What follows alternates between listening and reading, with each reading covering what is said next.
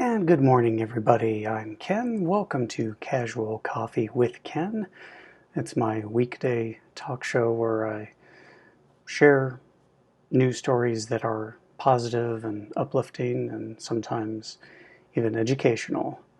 And I do that to counteract the negative news cycle that seems to exist only to make us paranoid and drive ad revenue. So, it's Monday. It's the start of the week. We love Mondays, don't we? No, no one loves Mondays. Oh, today's tea, first of all, I want to show you this awesome tea mug that I got. Again, not a sponsor of the show, but I got it from David's Tea. And look at that. I love that. It just looks like it's suspended inside the mug. Love it. It's double-walled glass construction, but it's so lightweight. I mean, when this thing is empty, it weighs like nothing. I don't know how they do that and still keep it made of glass. But yeah, it's double-walled construction, so even though the tea is very hot, you can actually grab onto it and it's barely warm. And such good teas they have, indeed. Absolutely great teas. So speaking of which, today's tea is this, Cardamom French Toast. And this one looks a little less appetizing than the Candy Cane Crush. The Candy Cane Crush tea, if you'll recall from last week, when I threw the picture up on the screen, it really looked like it invited you to want to just dig in with a spoon and eat it like cereal, possibly. But this one, no. This one just looks like dirt and soil from the garden, right? But yeah, it's still absolutely delicious.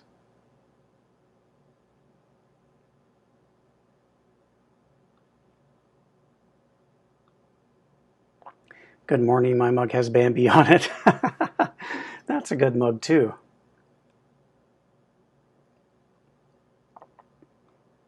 Oh, hello, Dawn. Good morning. Awesome mug. Love, love, love a good tea. Me too.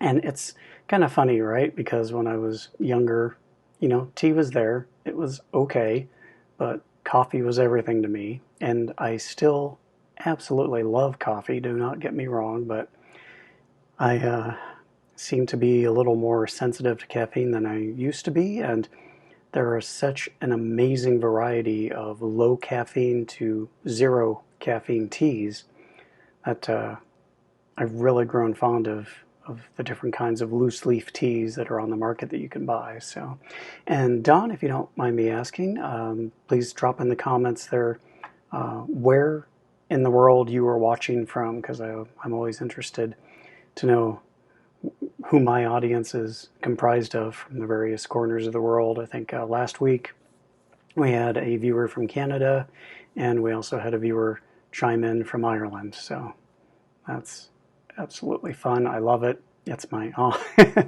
it's my favorite. One of my favorite things about doing the show is just getting to meet people from all over the world, because the internet is awesome.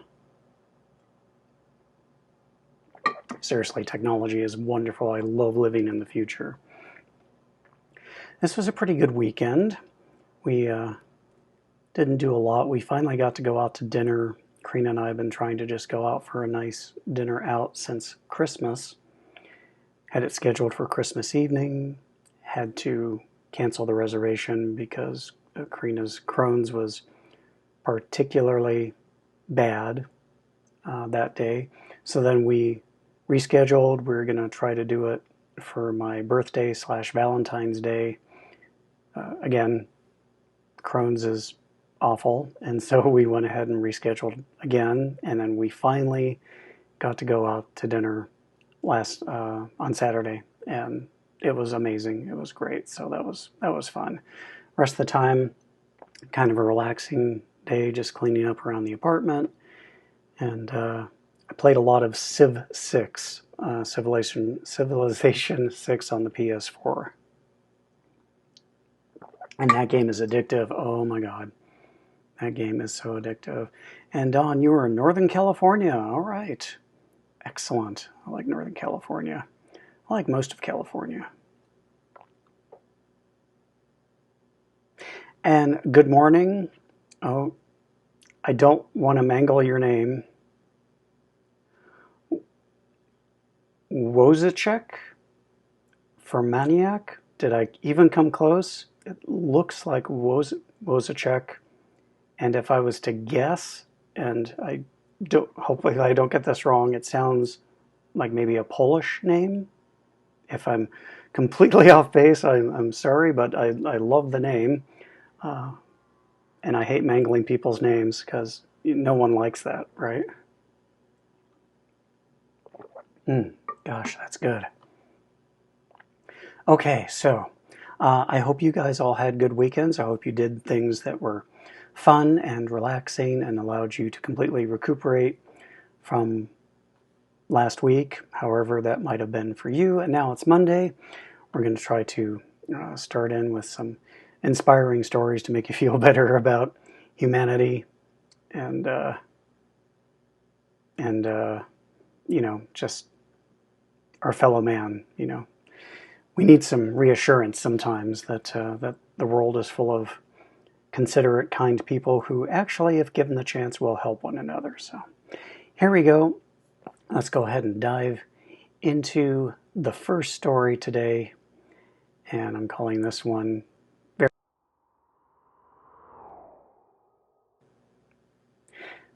So we have this young lady named Emily James who formerly worked at U.S. Bank and got fired.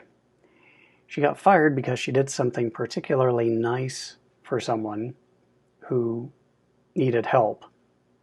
She gave $20 of her own money to a customer, Mark, who was broke, stranded at a gas station on Christmas Eve after the bank put a hold on his paycheck.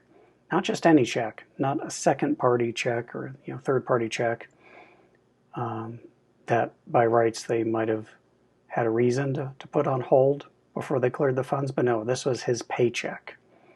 I'm assuming since he had an account at U.S. Bank that he's probably deposited other paychecks there. But for some reason they decided they're going to put a hold on it.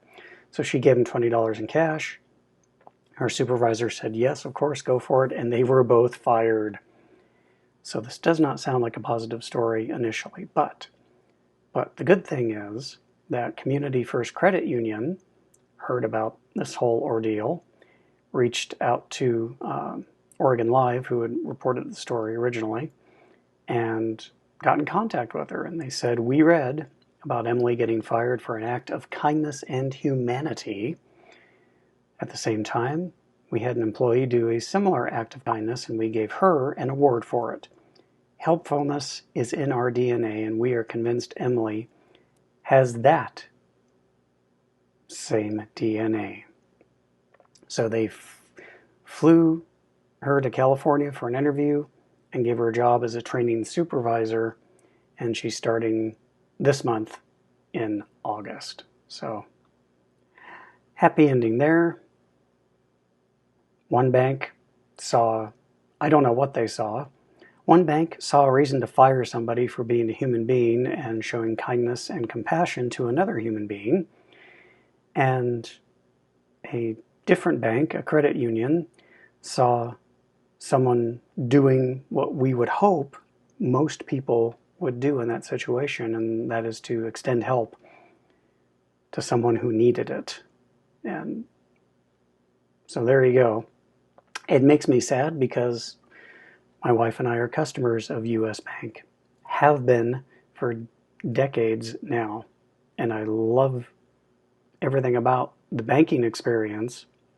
That is disappointing, and I doubt U.S. Bank will ever see this because I'm small potatoes, and why would they? But shame on you, U.S. Bank. Seriously, shame on you.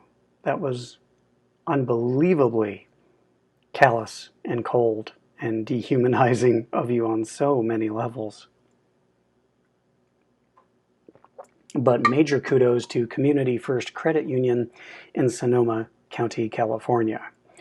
If I were a California resident, I'd give you my money. So anyway, positive story. It all ended up ending well. My friend Shawn says he's from Italia. I swear. Maybe your heritage is, but come on, Shawn. We both know that's not correct. Oh, thank you, Trisha. No one is small potatoes. That's very nice. Thank you so much. But I'm small potatoes. This is just a little silly internet show that I'm doing more for my own brain health because of my depression than any other reason. But it's fun, and I really do hope it's fun for the people that end up watching this, either live or on the replay.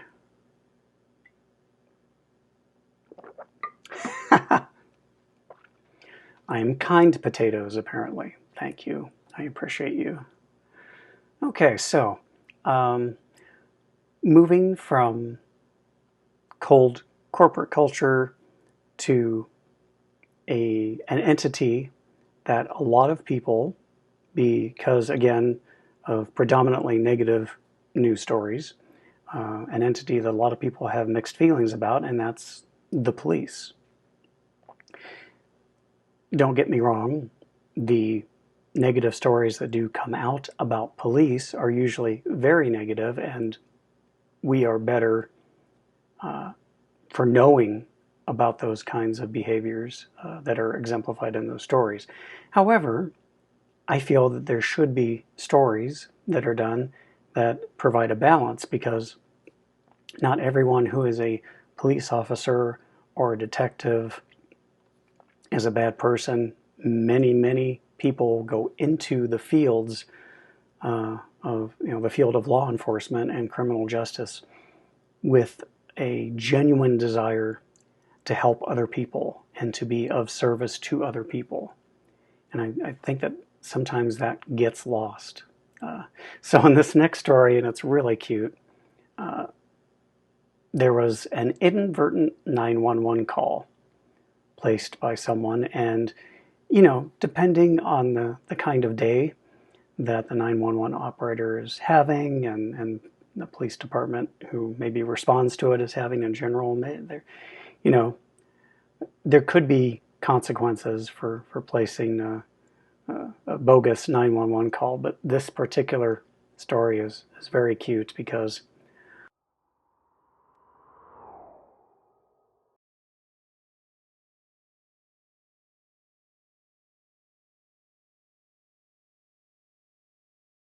so cute. So this is in Colorado. A 6-year-old girl dialed 911 to get help for her injured stuffed animal.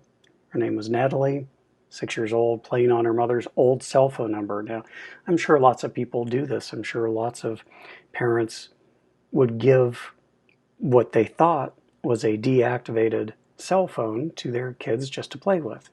Because why not? Why wouldn't you? Someone is getting some use out of it that way, at least. However, even on deactivated phones, apparently you can still make a 911 call that will actually reach dispatch. So this particular officer named Dane Stratton pinpointed the house, made a visit, and I'm not going to play the audio here, but I'll link to it in the comments after the show. But it was really cute because the officer ends up showing up there, and the mom's all, yeah, I'm really sorry. She called because she was worried about her bunny rabbit. And the officer, and you can hear it on the camera, he is genuinely amused by the incident. And he he just handles it all with such grace and humor. And he helps the little girl, helps Natalie find a Band-Aid for her injured stuffed bunny rabbit, and they put on the Band-Aid, and then he just kind of talks to her and says, this is great. You don't need to call 911 if your bunny is sick, but if your mom is ever sick or your grandmother, please do call us and make sure you tell whoever answers the phone exactly what's happening. And she was very agreeable to that.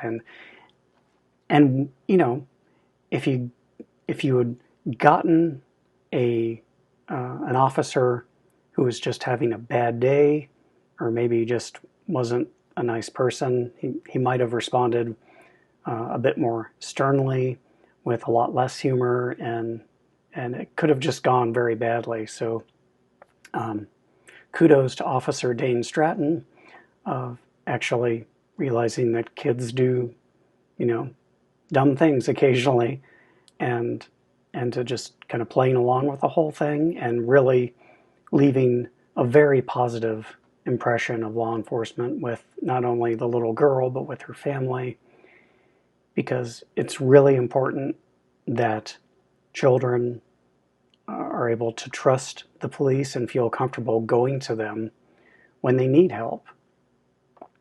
I liken it to, and I know this is not exactly apples to apples here, but I liken it to the example of parents who tell their teenage kids, okay, I would prefer that you did not go to parties since you're only 15, 16 years old. However, if you ever find yourself at a party and you feel that you need to get the heck out of there, call me. Doesn't matter what time of the night it is, and I will come and get you. That kind of thing is important. It builds a level of trust that is important to have with your kids, especially when they're teenagers, and it just is a better way to handle it. So anyway, kudos all around to everybody in that situation. Love it. Love everything about that story. And yeah, the little girl, she's so cute on the recording. It's great. Absolutely a good story to start off our Monday here. And yes, Trisha, I agree. It is very sweet. The entire thing was handled absolutely perfectly in my estimation. Okay, so now this next story, it skews towards technology.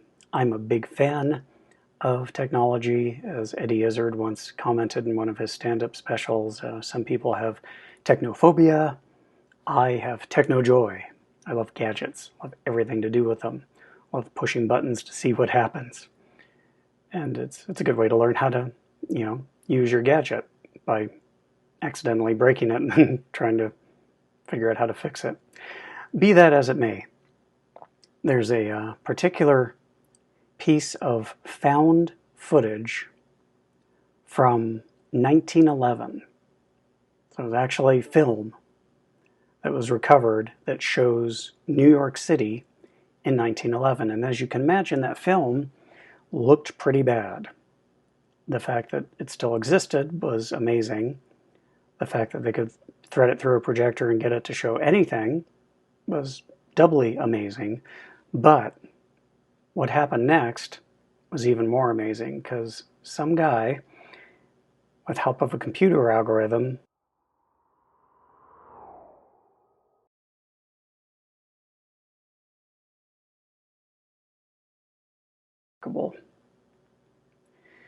so he used an algorithm that involves 4 neural networks, including one that's called out in the article called de-oldify. And by scanning and running the footage through these neural networks, they were able to increase the frame rate up to 60 frames per second. They got 4K resolution out of it.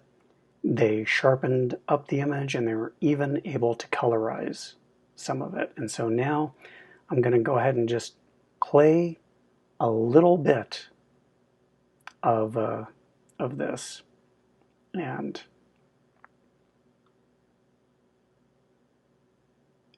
I hope you enjoy it.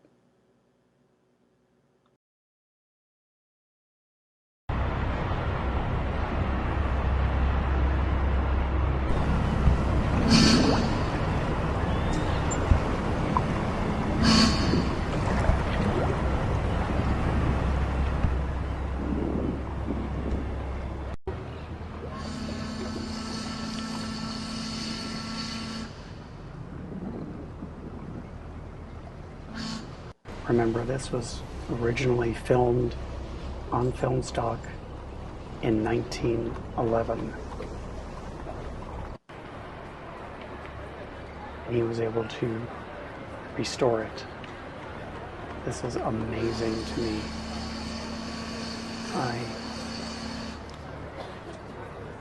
You can look at the detail on the clothing. It's just incredible stuff.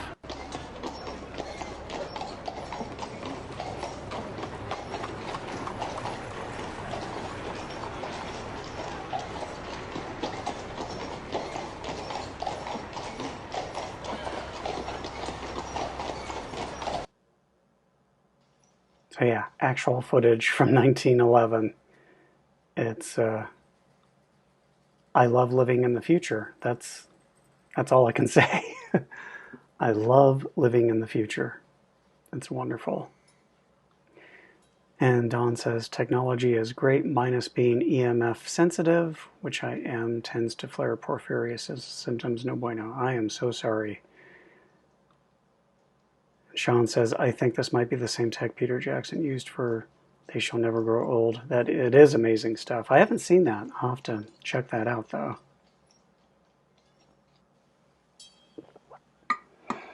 I love the uses that technology can be put to in the medical arena, but as well as, in this case, helping to bring to life a glimpse into a period of time that only exists in grainy, badly preserved films or pictures, and something like this is just absolutely amazing. I love it. I mean, there's lots of things we can do with technology, but it's stuff like that that really gets me excited for what we're capable of, and makes me wish I had studied science more as a kid. So bad at science. Didn't want to be. Had a chemistry set when I was a kid, and it was one of the old school chemistry sets from back in the 70s, 80s, the kind where they give you actual chemicals that if you swallowed or spilled on your hand could burn or otherwise poison you. And it came with an actual Bunsen burner thing that you would put alcohol in and light it and create real fire. And you can, you combine all the ingredients in there. And I'll have to find, I have a picture somewhere, and I'll have to dig it up and put it on the broadcast. But yeah, back in the 70s, when toys were lethal and it was Darwinism at its finest, deciding who would make it through that decade as a child, because toy makers didn't care. Oh my gosh, which is funny to me. Love it. All right, anyway, I'm rambling again. The last story for today is just too cute. It's animals, because what better way to start off your week on a Monday morning than a fun story about animals who you wouldn't necessarily put together becoming fast friends, in large part because of their respective disabilities. And oh my gosh, get ready. You're gonna die. It's so cute. It's gonna happen.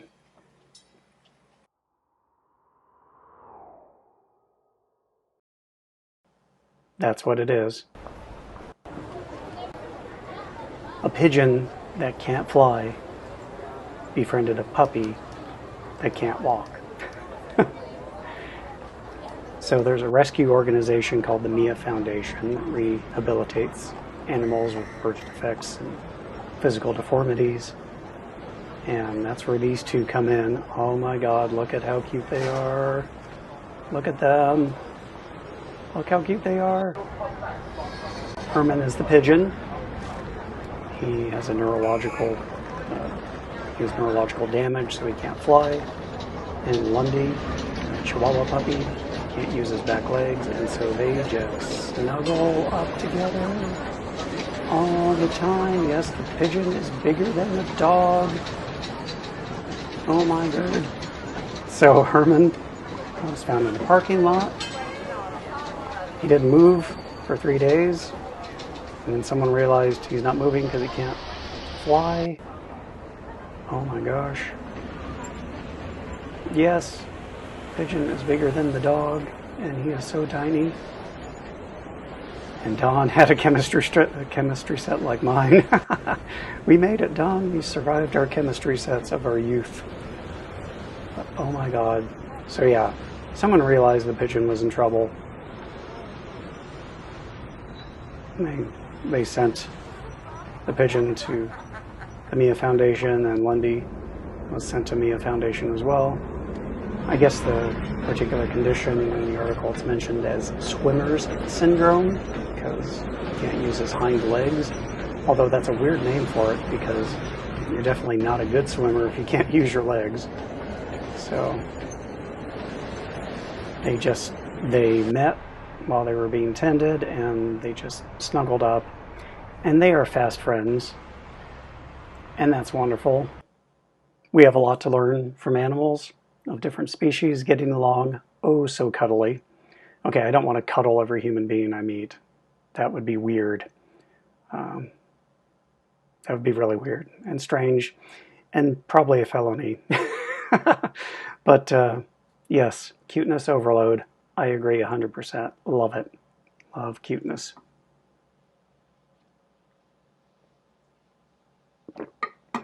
All right, so we are almost out of time, but I did want to share one more thing with you that is making me happy this week.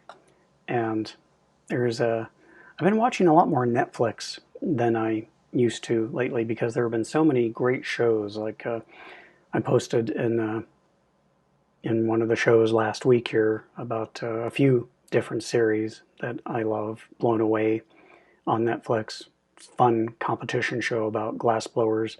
Next in Fashion, a fashion reality competition. Amazing to watch, because the fact that these people are so talented and can take, fabric and just make it into a wearable outfit by the end of the show, which I know is time-lapsed, but still really cool, really talented.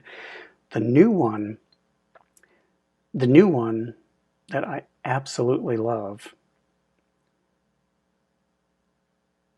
because it appeals to the part of me that misses a show that I think was on, was it Discovery at one point, called American Restoration. Loved that show. Might have been National Geographic, I can't remember now, but it was a great show, and it was about restoring things that you would think, oh my god, there's no way you're going to save that antique whatever it was. This is the British version of it by all rights, and it's called The Repair Shop. Pretty simply named, and it's amazing. It's these guys that work out of a repurposed barn, and they have experts there that are capable of doing just about anything. It seems like they have a guy there that works on musical instruments, but specifically accordions. They have another person there who his specialty is clocks and watches of all kinds. He can just take them apart down to the last nut and or bolt, clean them and reassemble them, and they work like new. And then they have 2 furniture restorers on there, and there's a lady on there who does very fiddly, detailed oriented, like painting, and can restore works of art, whether they be famous works of art, a la Rembrandt, or just someone's favorite painting from when they were a kid that has seen better days. And all of these people work together on a lot of these projects, because there's a lot of back and forth as far as what's required in each project. Like you might have had, for example, the accordion that I saw restored on, I believe it was episode 2, had a case that had seen better days, and so one of the furniture restorers was able to touch it up and make it look much better than it had when it first came in there. It was all duct taped and everything, and they took that off. And anyway, it's just fun. There's no drama. It's not a contest to see who can do anything better.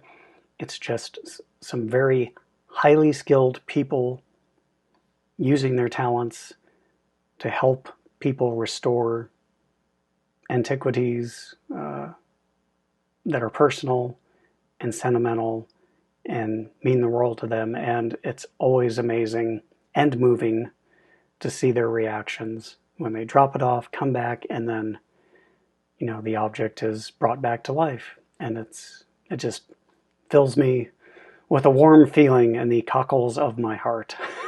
So I highly recommend you check it out. It's on Netflix. It's called The Repair Shop, and it's wonderful. So that's it. That is all for today's show.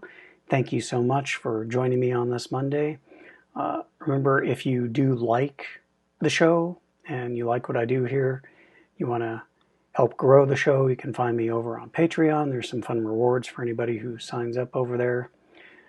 If you know anybody, since this is a local show here in Reno, Nevada, if you're local, you know anybody who's doing good works around the community, maybe they're just an individual or maybe they're a small business, you know, not part of a chain, and reach out to me. I would love to have them on the show, either, you know, film a video with them and air it here, or just, you know, reach out and maybe we can do a Skype interview live here on the program. So, but thank you so much. I appreciate it. I appreciate you choosing to spend your morning with me. Gracias, Mr. Shawn, right back at you. And as always, until next time, I'm Ken McKim. You take care and be kind to each other.